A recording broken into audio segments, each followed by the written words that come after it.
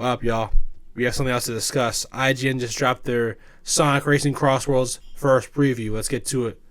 Hopefully they don't start shitting on it immediately. Oh, Sonic had a rough transition. Out of the way first, okay, Sonic Racing Crossworlds feels closer to Sonic and All-Stars Racing Transformed era of games, as opposed to the more recent Team Sonic Racing, but has taken advantage of the enhancements that Team Sonic Racing brought to the table. While I've enjoyed both formats, the three-character mechanic of building a team to work together to coordinate racing and drift lines is gone. Instead, Crossworlds goes back to the Mario Kart's everyone for themselves format. Like Mario Kart, it shares some similarities from the items on the course to the various shortcuts and kart customization. However, while it shares some DNA, Sonic Racing Crossworlds evolves beyond what we've gotten from its now 11-year-old competitor. Now, one area that Crossworlds may come up short in compared to Team Sonic Racing is so far there is no sign of an adventure mode, but this was an early look, so that might be one of the many reveals that the team is saving for later. There better be a story mode, bro.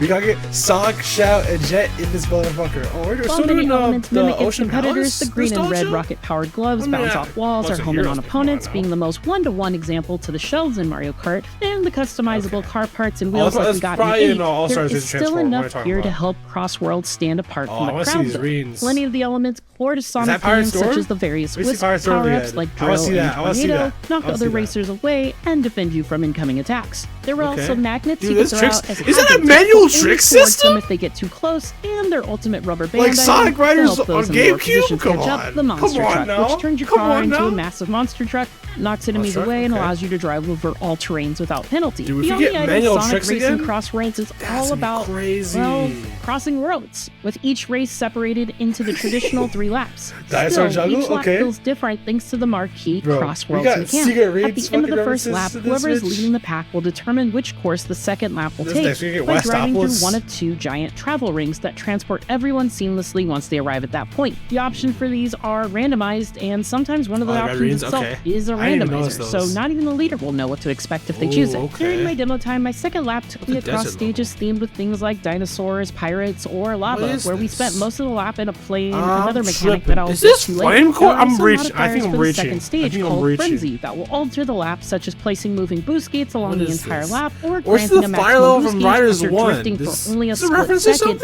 and making the whole lap feel like I was back in the days of the snaking that plagued and ruined Mario Kart DS. Thankfully, Frenzy modifiers are random, and across my 15 or so races, the instant boost Frenzy only happens once, so I'm not worried at all about it becoming an issue in Crossworlds.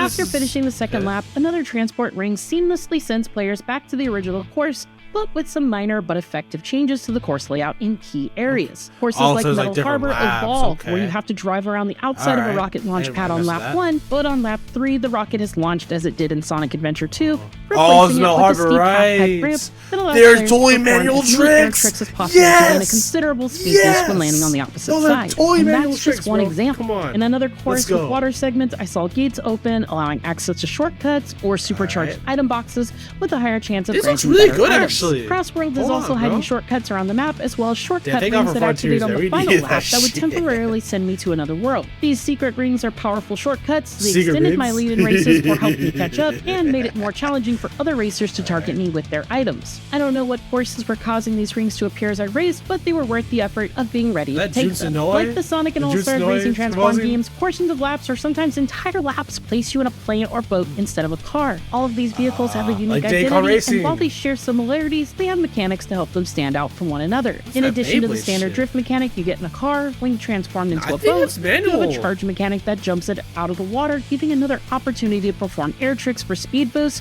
which can help you regain some speed after hitting a hazard or being tagged by an enemy's attack. While planes offer more routes than the other vehicles, they do so only if you spot the alternate paths, like a chain of boost gates underneath the road on Magma Planet, where you need to dodge waves of magma to maximize the plane's advantage. The variety of vehicles and paths gave me nostalgic notes of figuring out the best routes based on the vehicle I was in, like I did in Diddy Kong Racing from my Nintendo 64 days, but with all the updates to the formula you would hope for in a game released nearly 2 decades later. While I was playing, I spotted some incredible inclusions spanning multiple generations that longtime fans of Sonic will be excited about. The roster of characters shown so far ranged from the expected heroes and regular All-Stars, Sonic, Tails, and Knuckles, to less frequently playable characters like Cream, Omega, and even Zaz from Lost Worlds. The rider you put behind the wheel also has unique stats that will affect how they drive each car, and even rivals like Sonic and Shadow have similar yet different stats, such as one having more speed while the other having more power or boost.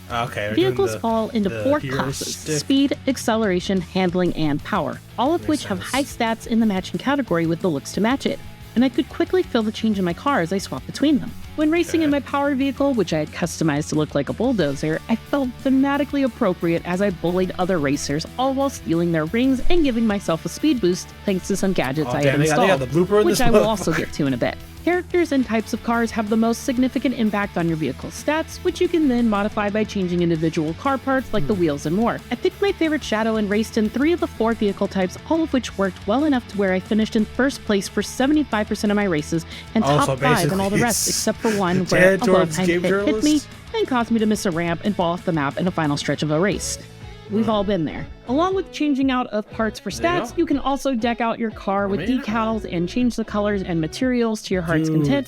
Combining your character with car customization allows you to make your vehicle your own. The last bit of customization comes from another mechanic called the Gadget Panel. It's a powerful tool for changing how people race, granting abilities like an increased chance of getting certain items, adding a 4th level to the drift boost gauge, or granting you rings for performing specific actions. Every ability costs anywhere from 1 to 3 slots, and your panel to install them consists of 2 rows of 3 for a maximum of 6 slots. I started with only 2 slots, but after a few hours of racing, I increased this to 5, giving me more options to slot in new abilities that changed how I approached races. Early on, I had opted for an ability that allowed me to grab rings from a greater range, which took up a single slot, but later on I swapped to a pair of 2-slot abilities that would give me a boost when colliding with other racers while also stealing 10 rings from them to help me reach my top speed sooner and also slowing my competition. Fortunately for my competitors and unfortunately for me, they caught on to my antics thanks to the ability to see other racers' builds before a race, and shortly after implementing that strategy, nearly everyone else copied it, plunging our races into chaos like a 12-player game of bumper cars. Needless to say, this was a ton of fun as we all kept trying to ram into each other to get out in front of the pack. Even though it was just a short test drive with my favorite hedgehogs and friends, I am eager to see what else hasn't yet been revealed. Cool. The racing felt snappy and responsive, and each car customization operated as I expected. I felt like a superstar hitting enemies with well-timed items I unleashed, and the new Crossworlds mechanic was a blast, allowing me to learn courses while keeping each race feeling fresh, as I never knew what to expect on the second lap of every race. There's a lot more left to learn about Sonic's latest racer, but so far, so good. For more on Sonic Racing Crossworlds, don't miss the announcement trailer, and for everything else on Sonic games and movies, run really fast right on over to IGN.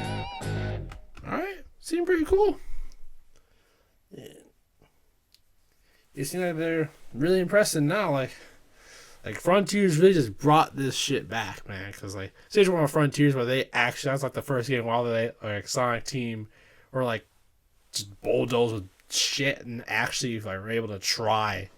And then we got Shadow Generations after that, and that was amazing. And then this is just another pillar on top of that.